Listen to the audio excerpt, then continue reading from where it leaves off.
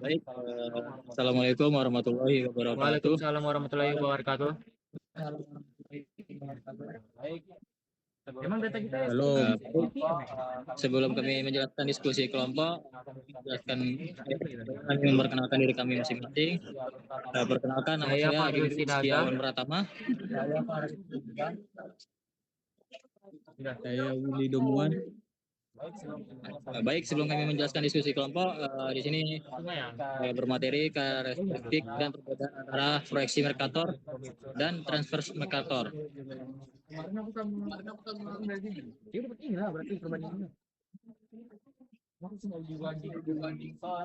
pertama, perbandingan proyeksi Mercator dan transfer Mercator. Distorsi pada proyeksi transfer Mercator yang digunakan baik oleh TM3 maupun UTM selalu mengikuti prinsip dasar yang sama. Distorsi adalah nol atau minimal pada meridian tengah, central meridian atau TM, dan meningkat secara eksponensial seiring jauhnya jarak bujur dari meridian. Yang pola A, pola distorsi meningkatkan distorsi. Yang B, efek lebar zona. Yang C, peran faktor skala awal.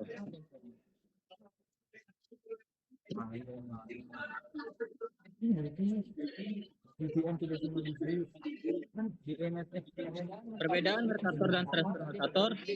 Proyeksi Mercator adalah proyeksi peta silindris yang dikembangkan oleh Gerardus Mercator pada tahun 1569 yang ideal untuk navigasi maritim karena mempertahankan sudut dan bentuk lokal. Tetap menjadi salah satu metode proyeksi peta yang paling terkenal dan seiring digunakan sehingga saat ini, terutama dalam konteks navigasi dan kartografi digital, meskipun sekarang banyak proyeksi lain yang telah dikembangkan untuk mengatasi kekurangannya. Dalam proyeksi ini, garis bujur dan lintang diplot sebagai garis lurus yang saling tegak lurus membentuk kisi-kisi persegi panjang.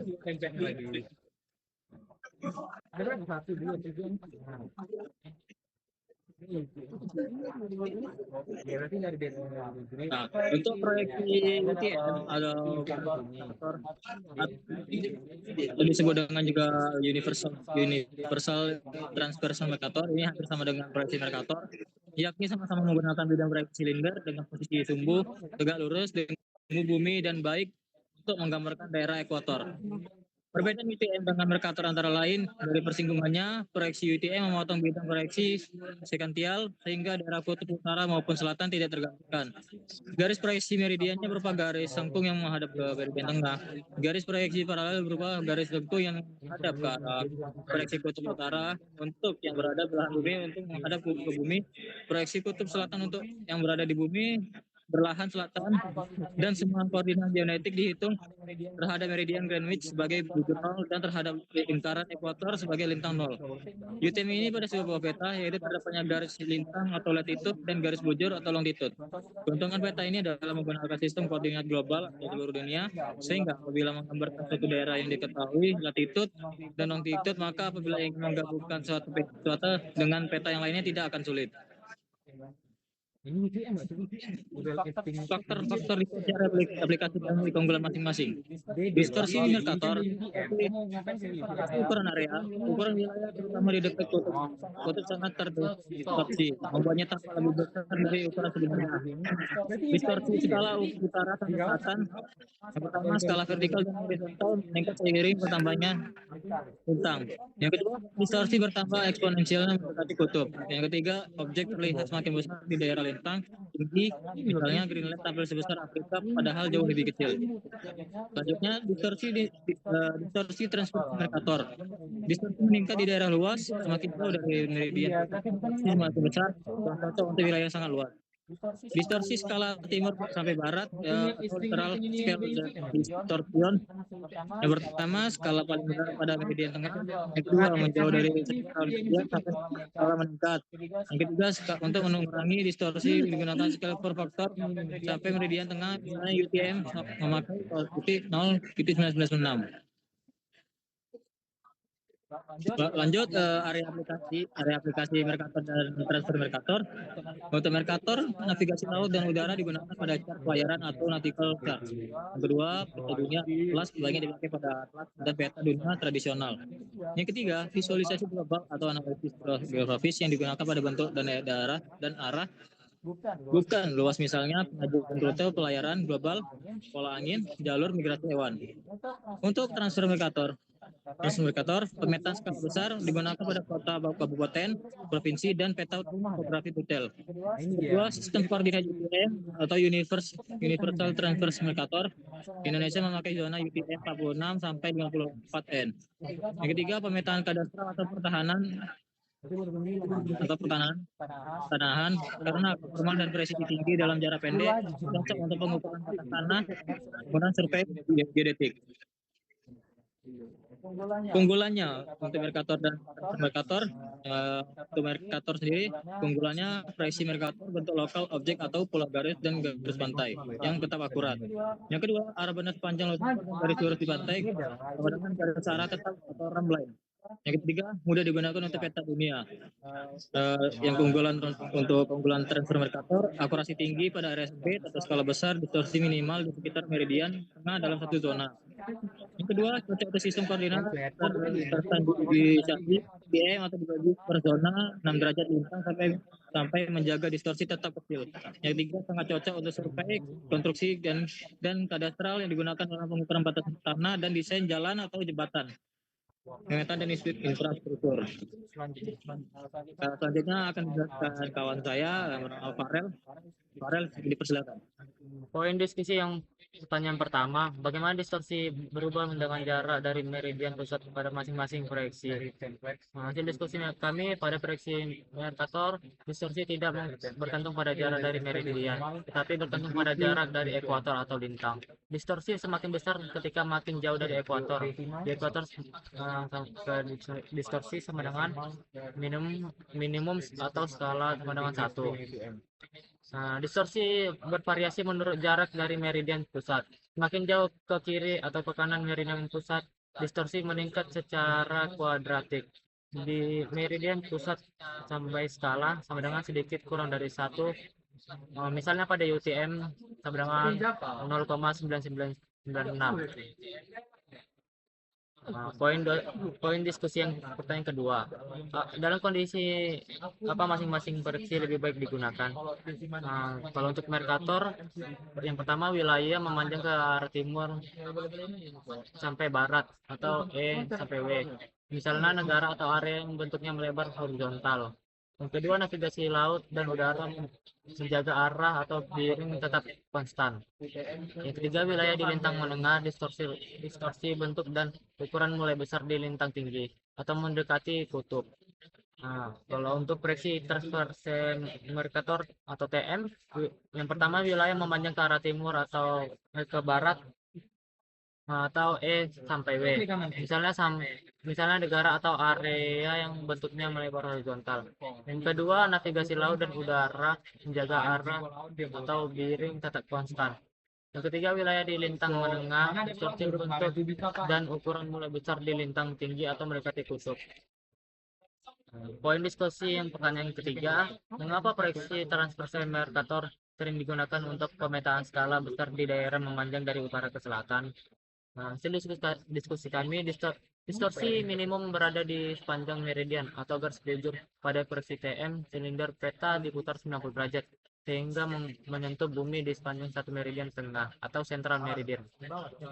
Ukuran zona yang sempit membuat distorsi makin kecil. Sistem TM seperti UTM atau Universal Transverse Mercator menggunakan zona lebar 6 derajat atau 3 derajat sampai TM3.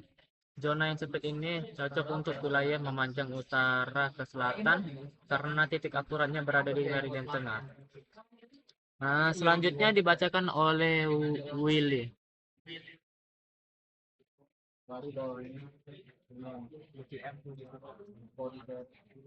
Soal nomor 2, proyeksi TM3 digunakan oleh Badan Pertahanan Nasional atau BPN Indonesia untuk pemetaan wilayah pertahanan. Diskusikan mengapa proyeksi TM3 sangat cocok untuk Indonesia yang terletak di dekat garis khatulistiwa dan memiliki bentuk memanjang dari barat. Proyeksi TM3 sangat cocok untuk Indonesia karena sistem ini membagi lebar zona UTM menjadi 2 zona sehingga memberikan ketelitian yang lebih baik. Dengan lebar zona 3 derajat, TM3 memastikan hasil peta yang tetap akurat. Yang penting dalam konteks kepastian hukum pertahanan dan perhitungan pajak tanah. Selain itu, TM3 cocok untuk pemetaan bidang tanah yang dilakukan secara desa demi desa, memastikan bahwa setiap desa dalam satu sistem. Meskipun TM3 memiliki kekurangan dalam penggunaannya, secara global sistem ini tetap menjadi pilihan utama untuk pemetaan pertanahan di Indonesia.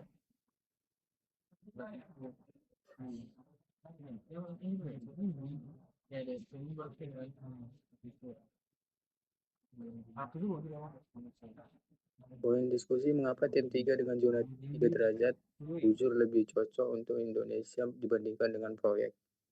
TM3 dengan zona 3 derajat bujur lebih cocok untuk Indonesia karena ketelitian tinggi. TM3 memiliki tingkat ketelitian yang lebih tinggi dibanding UTM yang penting untuk kepastian hukum pertanahan dan perhitungan pajak tanah. Kebutuhan geografis TM3 sangat cocok untuk proyek yang membutuhkan tingkat ketelitian tinggi seperti pemetaan tanah dan infrastruktur di Indonesia. Regulasi TM3 digunakan secara resmi oleh Badan Pertanahan Nasional BPN untuk kegiatan pemetaan bidang tanah. Sistem koordinat TM3 membagi zona menjadi 2 bagian dengan tambahan angka 1 dan 2 sehingga lebih mudah untuk mengidentifikasi zona. Dengan menggunakan TM3, Indonesia dapat memastikan bahwa data spesial yang dihasilkan akurat dan sesuai dengan kebutuhan proyek yang lebih spesifik.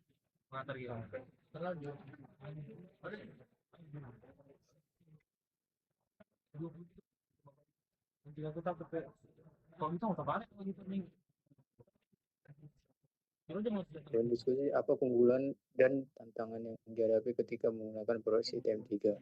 Proyeksi TM3 memiliki beberapa keunggulan dan tantangan yang perlu diperhatikan dalam pemetaan administrasi pertanahan di Indonesia. Berikut adalah beberapa poin penting yang perlu diperhatikan. Yang pertama, keunggulan. TM3 memiliki tingkat ketelitian yang lebih tinggi dibandingkan UTM sehingga cocok untuk proyek yang membutuhkan akurasi tinggi seperti pemetaan tanah dan infrastruktur, sehingga sistem ini juga lebih mudah untuk digunakan dalam pemetaan bidang tanah oleh Badan Pertanahan Nasional atau BPN karena pemetaan dilakukan secara desa demi desa. Yang kedua, tantangan. Pemetaan menggunakan TM3 dapat menghadapi tantangan dalam penerapan faktor reduksi yang berbeda yang dapat mempengaruhi kesalahan luas pada titik-titik wilayah yang jauh dipakai secara global, sehingga ada kendala dalam penggunaannya di luar Indonesia. Tiga, dengan memahami keunggulan dan tantangan ini, para profesional di bidang geospasial dapat memilih sistem proyeksi yang tepat berdasarkan kebutuhan proyek mereka. Benar rolat itu. Iya, tapi yang ini bisa positif.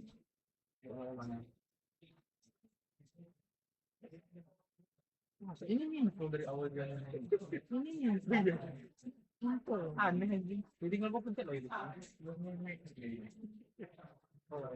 Bagaimana proyeksi TM3 membantu mengurangi distorsi dalam pemetaan tanah di Indonesia, terutama untuk skala besar, yaitu dengan cara membagi lebar zona UTM menjadi 2 zona. TM3 ini memberikan ketelitian yang lebih baik dan memastikan hasil peta tetap akurat. Yang penting dalam konteks kepastian hukum pertanahan dan perhitungan pajak tanah, dengan menggunakan sistem koordinat yang tepat, data LIDAR dapat diproses menjadi peta topografi, DTM, dan kontur dengan akurasi tinggi, memungkinkan penggunaan yang lebih luas dalam berbagai keperluan pemetaan.